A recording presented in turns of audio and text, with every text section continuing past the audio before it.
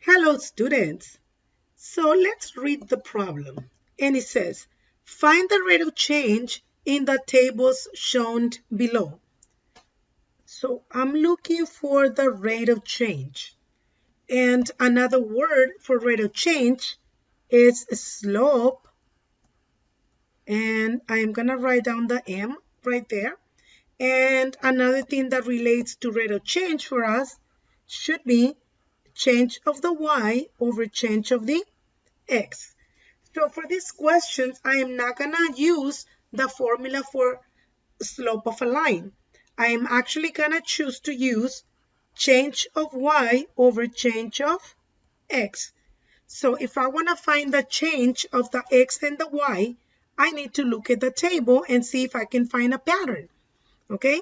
So what we're going to do is we're going to decide if the x values are increasing or decreasing.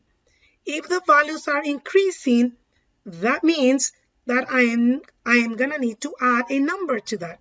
So 2 plus 2 gives me a 4. 4 plus 2 gives me a 6. And 6 plus the 2 gives me an 8. Therefore, the change of the x, it is a 2. Let's look at the y values. I do see that the values of the y are also increasing. Therefore, I am going to need to add 12 plus something to give me a 24. And 12 plus 12 gives me 24. What about 24 plus 12? Well, I do get 36 for that. And 36 plus 12, I get 48. Therefore, the change of the y is 12. So what we're going to do next, we're going to write down my changes for both of them next to the label. So the change of the y is 12. The change of the x is 2. I can simplify by dividing it by 2. And I will get 6 over 1, which is the same as 6. Therefore, the rate of change for A is 6. Let's do the next problem. So for B, I have a table, and I'm going to analyze the X values, and I do see that they're increasing. So 2 plus 2 gives me a 4.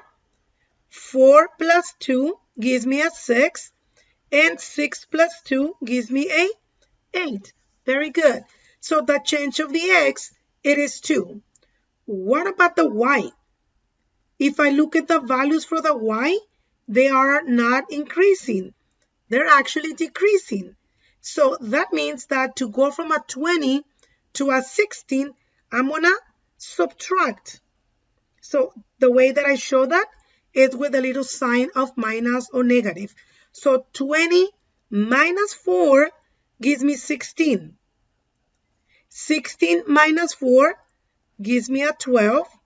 And 12 minus 4 gives me an 8.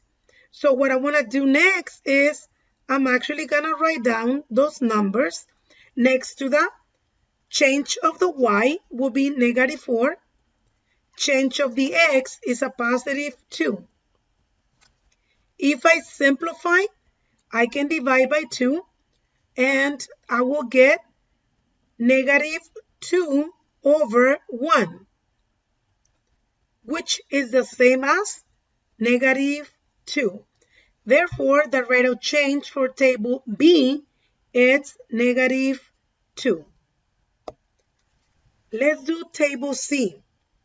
Notice how the values for x are increasing again, right?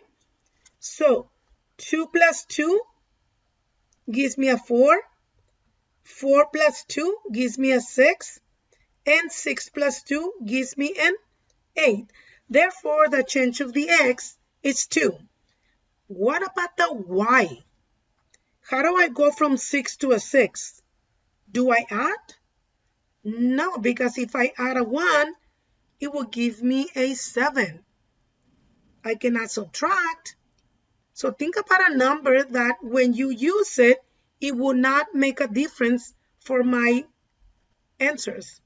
So what about if I say, for example, 6 plus 0? Wouldn't that give you still a 6? So 6 plus a 0 still gives me a 6. So what's happening here? Okay, I have a change of the y as a 0. So let's write it down. Change of y over change of x.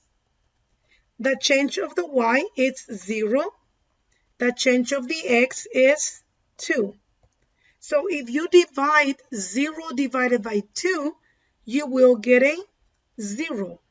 Think about it. It's like saying I have $0 and I'm going to divide it by among two people. How much money would they get? Well, they don't get anything because to begin with, there's no money, right?